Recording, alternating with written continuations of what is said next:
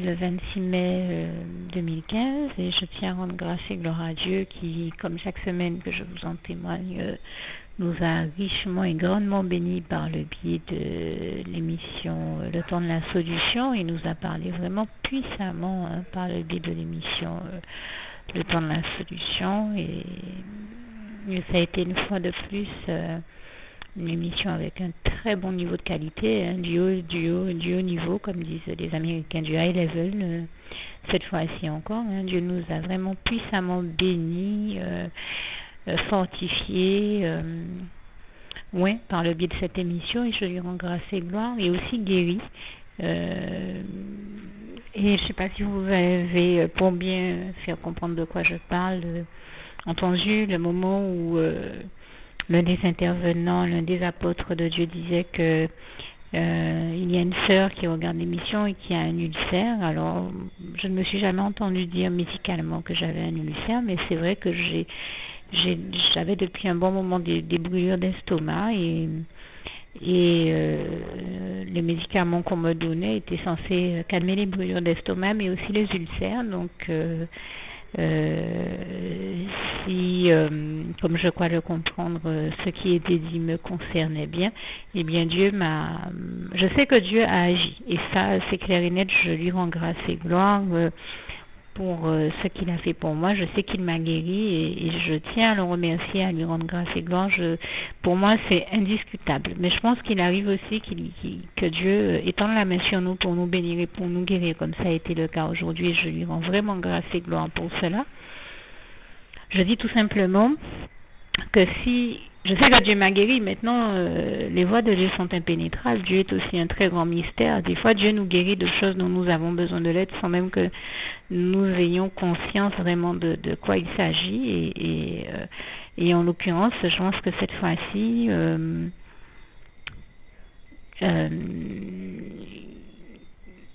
s'il s'agissait bien d'un ulcère, j'en recevais à la fois la révélation et la guérison en même temps, et toute la gloire en revient à Dieu, à Jésus, à son Saint-Esprit, qui m'en a aujourd'hui guéri, mais qui me l'avait peut-être pas révélé plus tôt pour que ça ne m'inquiète pas. Dans son grand amour et sa bienveillance, je sais ça a pu être le cas, que Dieu ne me le révèle pas plus tôt, puisque j'avais déjà tellement d'autres préoccupations de santé. En tout cas, je tiens à remercier Dieu, à lui rendre grâce et gloire ici, et puis à continuer aussi à lui dire tout mon amour, ma reconnaissance et ma gratitude, et non seulement pour toutes ces guérisons, mais surtout pour sa présence, son grand amour, sa bienveillance, comme je le disais, envers moi, mais envers nous tous également, parce qu'il nous parle vraiment puissamment à travers toutes ces émissions. J'en témoigne régulièrement, mais je le dis encore, que ce soit le temps de la solution et toutes les émissions, les bonnes émissions chrétiennes dont Dieu nous gratifie et nous bénit, telles que celles qui passent aussi le samedi matin sur Zouk TV vers midi moins quart midi, avec le pasteur Alain Villan, je crois, le samedi de toute la journée. Le Seigneur nous bénit avec pléiade d'émissions qui passe dès 7h30 du matin quand j'emploie le mot pléiade, j'aurais pu dire pléthore ou beaucoup d'autres émissions. Comprenez ici qu'il ne s'agit pas, je ne le fais pas péjorativement, mais bien au contraire, nous dire que je rends grâce et gloire à Dieu qui a étoffé les programmes de manière à ce que nous ayons cette grâce incommensurable de Dieu de le voir nous parler à travers toutes ces émissions, y compris celles qui passent aussi le soir sur Canal 10 tous les soirs, et puis celles qui passent tous les matins aussi sur KMT, l'émission, j'ai envie de dire, complémentaire à celle du temps de la solution qui s'appelle Délice matinale. Et vous avez aussi la percée matinale sur Canal 10, et je rends grâce et gloire à Dieu vraiment pour toutes ces émissions qui sont des biais par lesquels Dieu nous parle puissamment. Et je voulais aussi saluer nos frères et sœurs en Christ de l'Église Vie en Jésus-Christ, là aussi qui font un très bon travail pour Dieu, dont je les en félicite ici de la part du Seigneur Jésus, et une émission qui nous présente une émission de qualité là aussi, de point de vue spirituel, une émission de bonne tenue, avec des références bibliques solides à l'appui. Je rends grâce et gloire à Dieu. C'est une très bonne émission. Que Dieu bénisse abondamment, puissamment, richement encore le pasteur Neuilly, Maroudin, Breslau et tous ceux qui participent de près ou de loin, et aussi, je crois, le frère Rodrigue. Que Dieu les bénisse vraiment tous abondamment, puissamment, richement. Et j'ai pensé également à une autre émission dont Dieu nous bénit. Alors, bien entendu, il y a celle avec le pasteur Johnson du dimanche matin. Personnellement, je considère que c'est une émission inratable. Je fais toujours de mon mieux pour ne jamais la rater tous les dimanches matins. Et quand je la rate, c'est vraiment que je ne peux pas faire autrement. Tout comme celle du délice matinal sur KMT.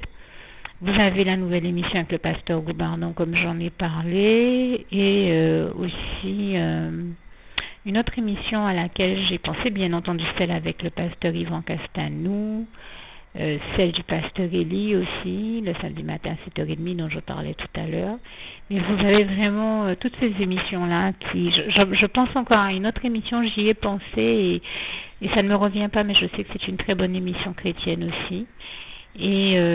vraiment, je rends grâce et gloire à Dieu. Je le remercie vraiment pour toutes ces émissions, tous ces billets par lesquels il nous parle puissamment. Et sans compter celle du dimanche matin à 6h avec le pasteur Alex Serre et toutes les émissions qu'on retrouve aussi sur RSV, Radio Souffle de Vie, qui sont tout cela des bénédictions vraiment que Dieu a mis en place pour nos vies, pour que la vie soit et qu'elle continue dans les meilleures conditions.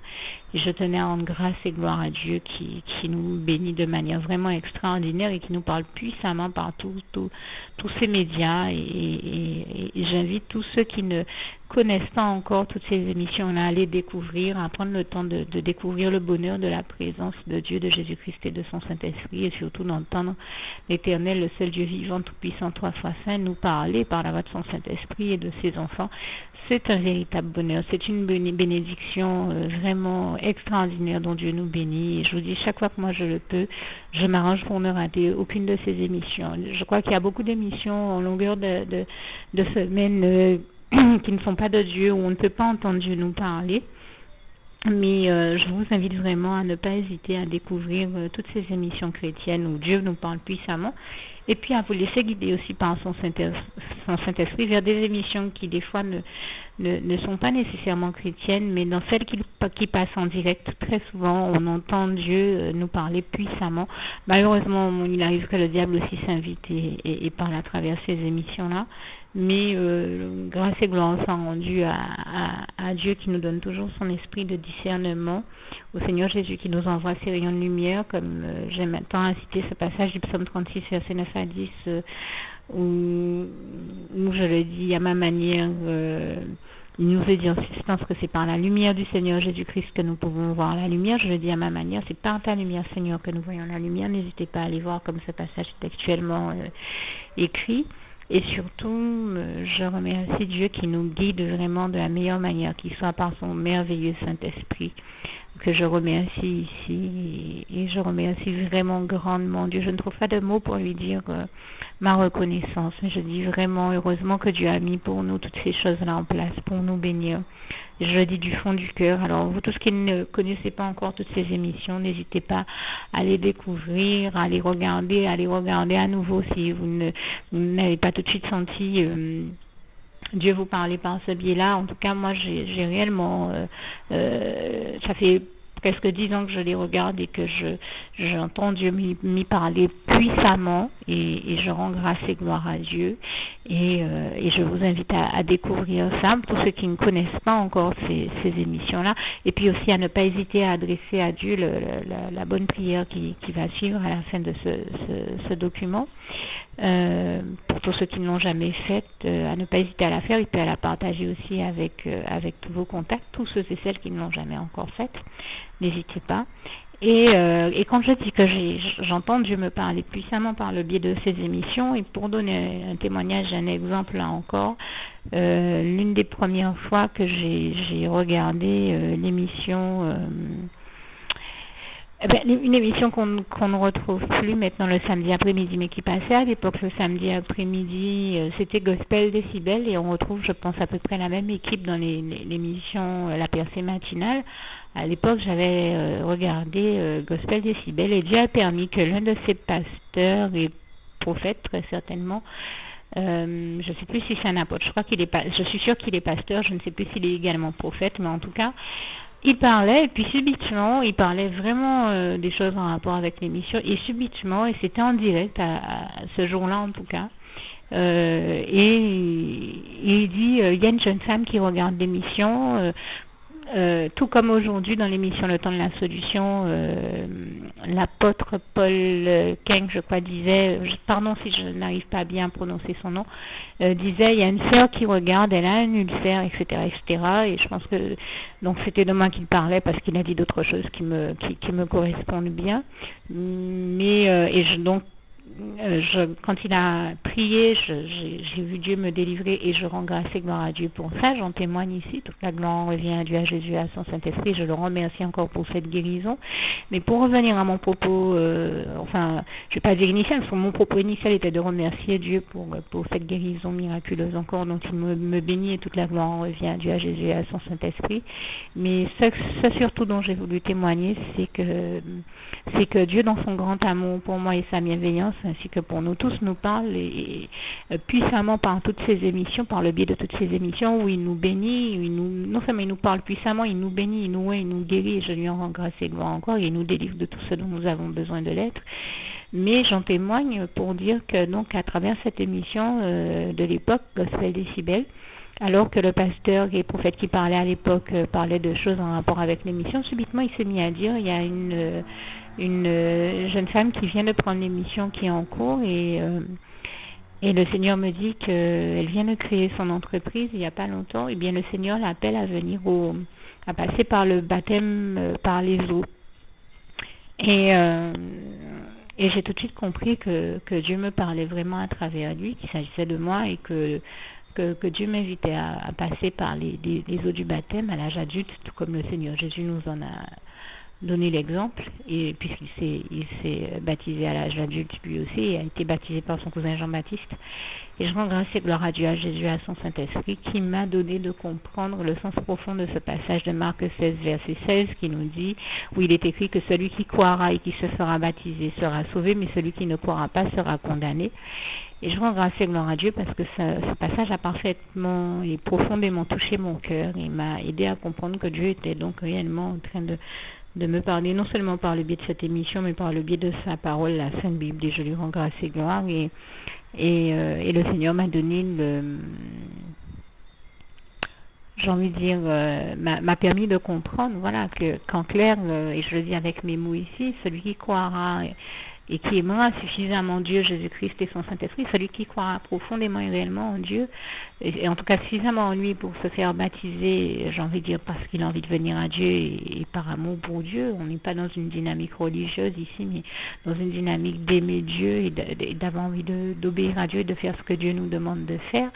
Tout comme il nous est recommandé de le faire en Matthieu 6, verset 33. Hein. Recherchez tout d'abord Dieu, faites ce que Dieu demande. Hein. Recherchez Dieu et sa justice, le royaume de Dieu, le royaume des cieux et sa justice, premièrement, et vous recevrez toutes les choses par-dessus, toutes les autres choses par-dessus. C'est-à-dire que quand on cherche d'abord à accomplir la volonté de Dieu, et sa justice et celle de son royaume, le royaume de Dieu, le royaume des cieux, le paradis, eh bien on reçoit toutes choses par-dessus, c'est-à-dire qu'on reçoit toutes les bénédictions de Dieu dont nous avons besoin par-dessus. Dès qu'on obéit à Dieu, on est béni. J'ai l'habitude de dire que l'obéissance à Dieu, c'est l'un des plus grands secrets du bonheur, et c'est vraiment ce à quoi j'invite tous ceux qui m'écoutent. Et donc, eh bien, c'est ce que j'ai fait. Pour résumer, j'ai pris le baptême à l'époque, j'ai obéi à Dieu, et je peux vous dire que jusqu'au jour d'aujourd'hui, je considère que c'est l'un des plus beaux jours de ma vie et que je n'ai jamais regretté d'avoir obéi à Dieu, parce qu'en effet, depuis, Dieu m'a tellement béni que j'aurais jamais pensé que j'aurais été autant béni. Nous sommes presque 10 ans plus tard, et quand je fais un bilan de ces 10 années passées dans la présence du Seigneur et à ses côtés, de ces presque 10 années passées dans sa présence et à ses côtés, ce sont, je pense, les plus belles années de ma vie, même si toute vie chrétienne est... Oui, alors, vous l'aurez compris, pour des raisons indépendantes de ma volonté, mon enregistrement a encore été interrompu. Là, cette fois-ci, c'est vraiment pour des raisons techniques, parce que j'avais un souci avec l'appareil qui me sert à m'enregistrer. Mais il s'est arrêté au moment où j'allais juste dire que, comme dans toute vie chrétienne, il y a des hauts et des bas. Mais grâce et gloire soit rendue à Dieu qui nous délivre toujours de tout ce dont nous avons besoin de l'être, comme ce passage du psaume 34, versets 18 à 20 nous le rappelle bien. Le malheur atteint souvent le juste, mais l'Éternel l'en délivre toujours. Certes, nous avons toujours des épreuves, comme dans toute vie de tout être humain, mais grâce et gloire soit rendue à Dieu, à Jésus et à son Saint-Esprit, à Jésus-Christ qui est venu lui-même sur terre pour expérimenter la condition humaine et vivre toutes les épreuves, tout type d'épreuves qu'un être humain peut avoir à rencontrer et à expérimenter sur terre. Voilà pourquoi au jour d'aujourd'hui, comme Jésus-Christ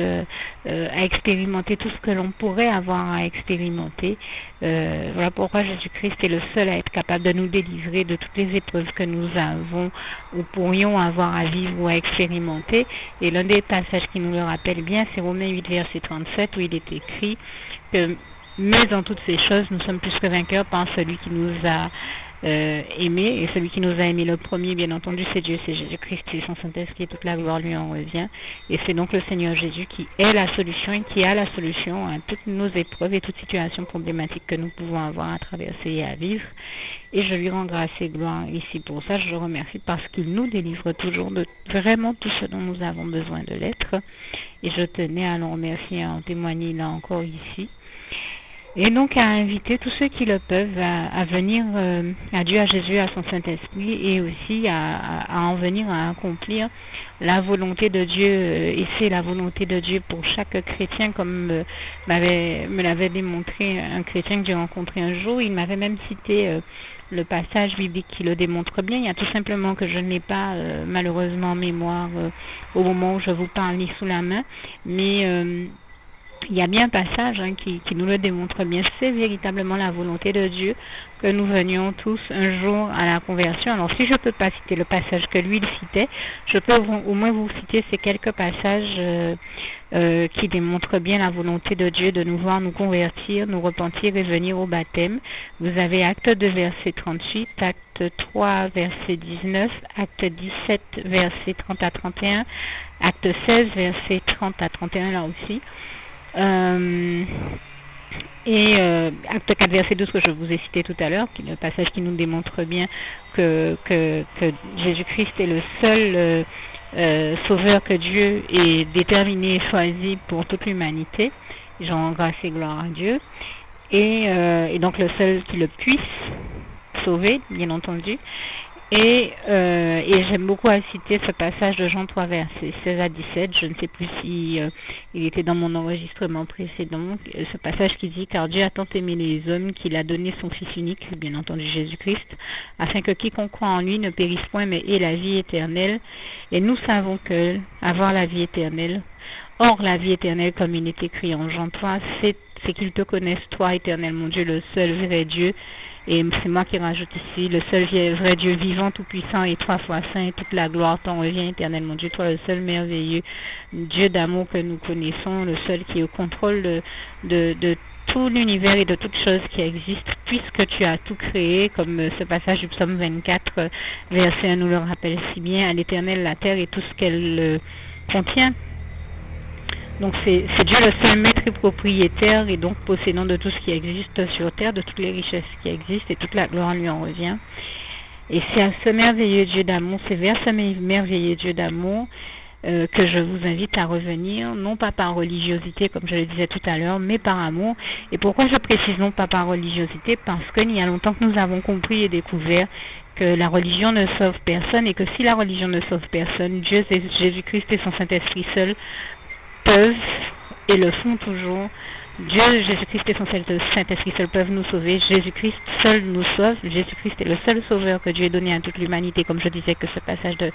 Acte 4, verset 12 nous le démontre bien. Voilà pourquoi il convient, si on a envie d'être sauvé, et sauvé de quoi, vous me direz ici, eh bien, sauvé des flammes de l'enfer et de se retrouver à devoir aller brûler avec le diable en enfer dans le feu éternel de la géhenne. Voilà pourquoi, si on veut s'éviter ça à soi-même et à son âme, il s'agit de revenir à Dieu, à Jésus-Christ et à son Saint-Esprit, de se repentir de tous les péchés que l'on a commis tout au long de sa vie, sincèrement, et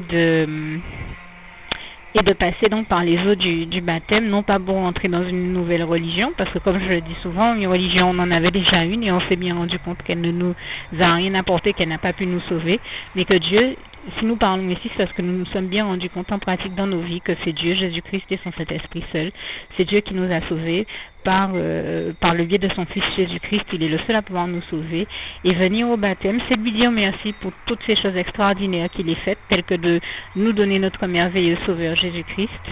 dont il a permis le sacrifice à la croix précisément pour que nous ne nous retrouvions pas à être à subir ce que Jésus-Christ lui a subi. Jésus-Christ en fait a laissé toutes les épreuves le détruire précisément pour que nous n'ayons pas à être détruits dans nos vies d'aujourd'hui. Parce qu'il voulait déjà justement, parce que dans son grand amour, pour nous cet amour extrême, il voulait nous sauver, il voulait que nous soyons sauvés. Donc il a laissé l'épreuve le détruire de manière à ce qu'elle ne nous détruise pas aujourd'hui, et toute la gloire revient à Dieu, à Jésus, à son Saint-Esprit, qui après qu'il soit mort sur le 3e jour sur la croix, a ressuscité son Fils Jésus-Christ pour démontrer là encore, ce qui nous prouve bien et bel et bien que quand nous choisissons Jésus-Christ, nous choisissons le seul et l'unique bon et merveilleux Sauveur, qui soit le bon berger, comme il est écrit en Jean 10, verset 11,